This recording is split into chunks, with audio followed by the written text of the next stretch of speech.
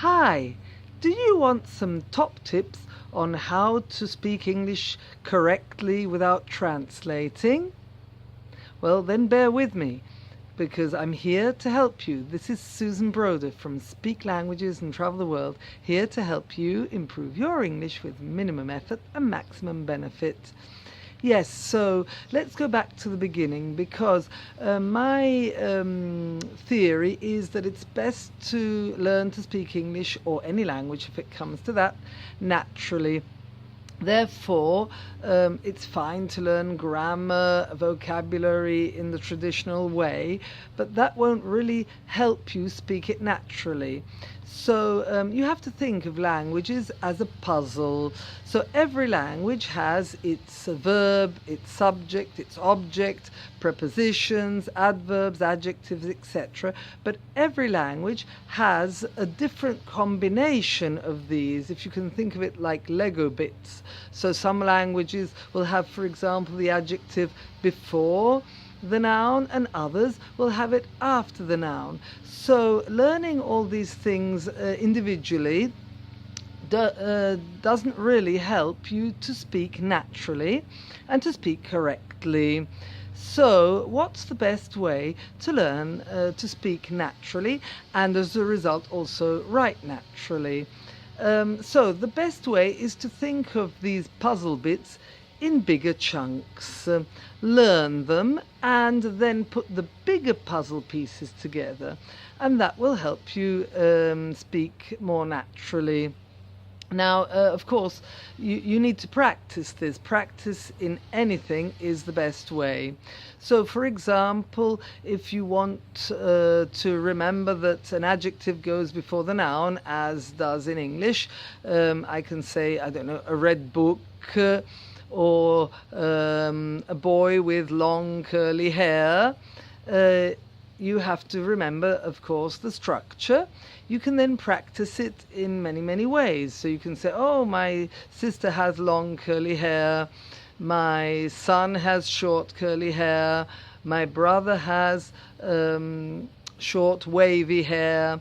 And if you repeat the structure in various contexts, slowly, you'll get better at it. The important thing is to repeat the longer structure, the longer puzzle piece, and then put the puzzle pieces together.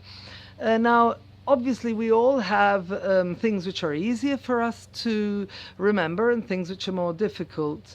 Many years ago, I was studying German, and it wasn't too easy for me, but I managed to find some similarities between English and German. There was, however, one word, the word was zunächst, which for me sounded like next, because I would say, first of all, I'll do this, so using zuerst as first, and then I would use the zunächst thinking it meant next.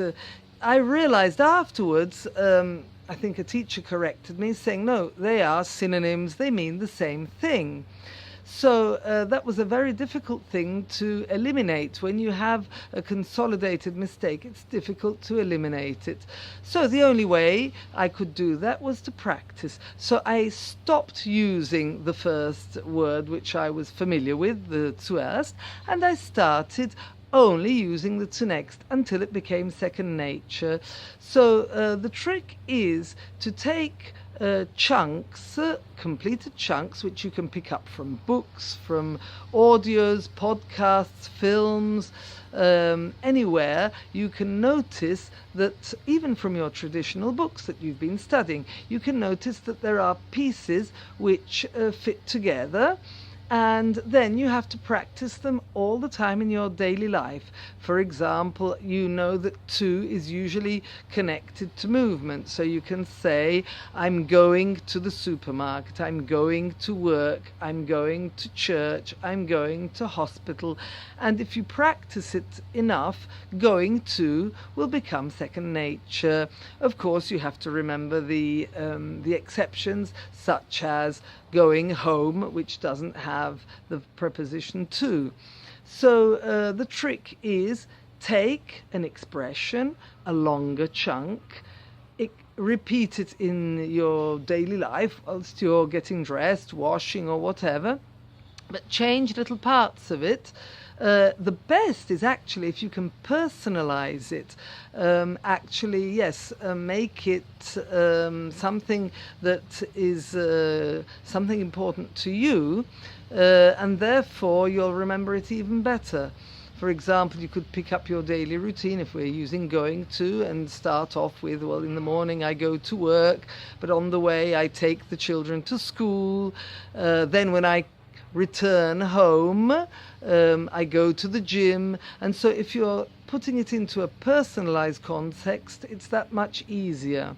Now, why is it important? As I mentioned earlier, because if you use just the words, just the adjectives, just the verbs in individual pieces, you're very likely to make mistakes, because you'll be thinking in your own language and you'll be translating, and you'll make a lot of mistakes. Translating is the worst way to try and to try and write or speak in another language. So if you pick up whole chunks, then you're less likely to make mistakes when you put the various chunks together.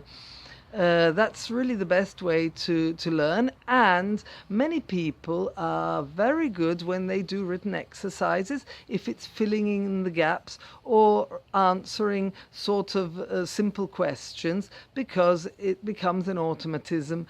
But as soon as one asks them, write a paragraph about your typical day or about your opinion on something, they get lost, because they start thinking in their own language and translating. So that's where you're supposed to pick up your chunks. It takes time, it takes practice, but the more you expose yourself to the language through films and other things, the easier it'll be to pick up chunks and use them in the correct context. Think about it. Children don't translate. They know that when you say thank you, then the correct answer after that is you're welcome. They haven't translated. Okay, so I hope this was useful, and if you want to put down any chunks in the comments below, I'd really appreciate it, because we can see if you've understood the concept. And if you haven't already done so, don't forget to subscribe. Bye!